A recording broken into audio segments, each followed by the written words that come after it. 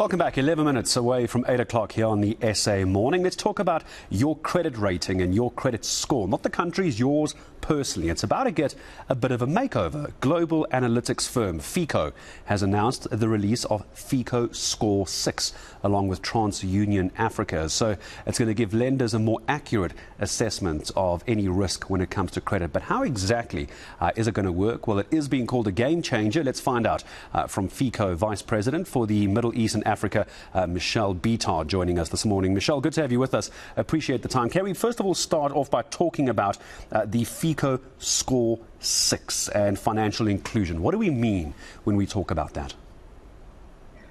Thanks, Gareth. No, I'm going to correct you just quickly. It's called FICO. So the FICO Score 6 includes what we call an expansion risk indicator.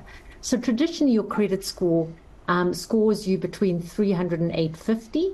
And the higher your score, the better you're managing your credit, and the lower the credit risk.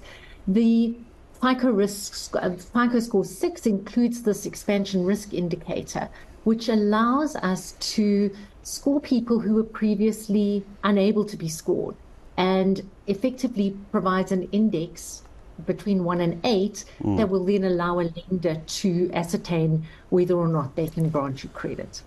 Because when I was reading up a bit about this as well, I was trying to understand the differences really between the Empirica score, I hope I've said that correctly, the Empirica score and Score 6. Just if you can, just highlight for me what the actual differences are.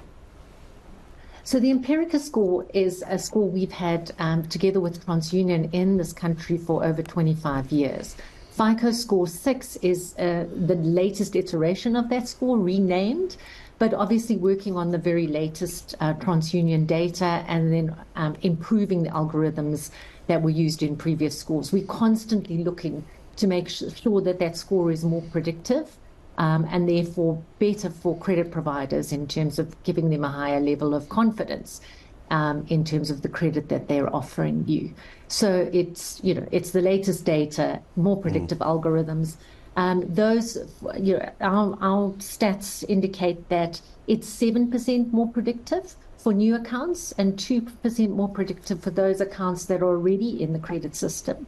Now, that might sound really small, but makes a very big difference in the credit, in determining credit worthiness. Well, I was about to say, it sounds like it's one of the benefits to lenders as well, because the last thing we want is insecure and unsecure lending as well, because we know how bad South Africa generally is when it comes to handling credit and bad credit. So that was one of the benefits you mentioned there. What else if there was a lender watching this at the moment going, hang on, this FICO Score 6 might be the way to go for me. Why else, apart from having the analytics, would they go for something like this?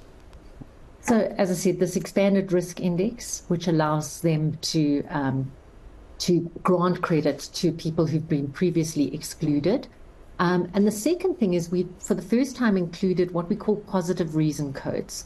So that allows a lender to actually describe to a consumer what they're doing well.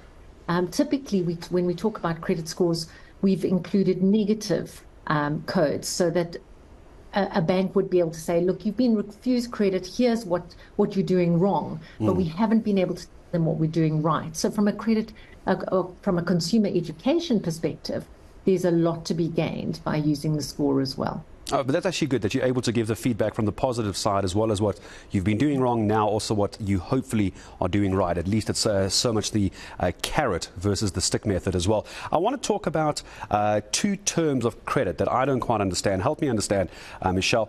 Unserved and underserved credit. Why do so many of us in South Africa fall into that? What's the difference, and why do we fall into this trap? So unserved is you haven't been, even though you may be economically active, you are not in the credit market at all. And underserved would be there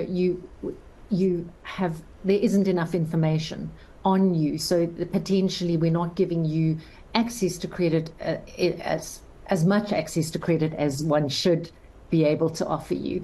TransUnion's latest financial inclusion study indicates that there are about 27 million consumers who fall into one of those two categories. That's why we think this expansion risk indicator is a game changer, because it allows people for the first time with the intention to reach those individuals to, to have a standard measure that allows a bank to offer you credit. And just as I say goodbye to you, consider you for that.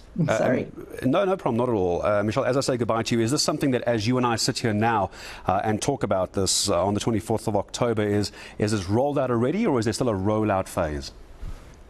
So organizations have to update the credit score that they're using. So there is a rollout phase, but it is available to our customers in the South African market as we speak. Oh, that's good to hear as well, and wait for it to roll out, get some reaction as well from those who use something like this. My thanks to you, Michelle, FICO Vice President and Middle East and Africa, Michelle Beetar.